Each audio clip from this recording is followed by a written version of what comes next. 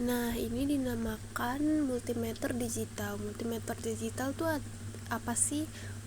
Multimeter digital adalah alat ukur yang dapat mengukur berbagai besaran seperti tegangan, hambatan, arus, kapasitansi, dan kontinuitas listrik. Nah, di sini ada dua kabel di multimeter digital, ada yang positif dan negatif. Kalau yang positif itu yang berwarna merah dan yang negatif itu yang berwarna hitam. Nah, multimeter digital itu kan bisa buat mengukur apa aja. Di sini banyak modenya. Yang pertama itu di sini ada alternating current atau AC. Alternating current itu arusnya bolak-balik.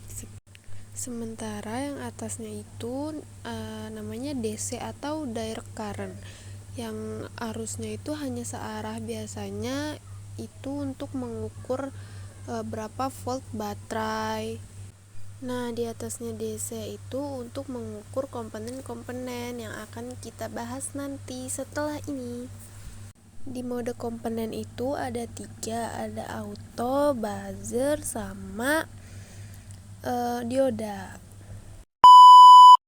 Nah, sekarang kita akan mengukur volt baterai. Nah, jangan lupa ya, lihat plus minusnya. Nah, kalau kita mau mengukur baterai, kita harus ganti si multimeter digitalnya ke mode DC atau directive current. Nah, jika baterainya normal, dia akan membuat nilai 9 volt. Nah, selanjutnya kita akan mengukur arus transistor atau jembatan penghubung arus.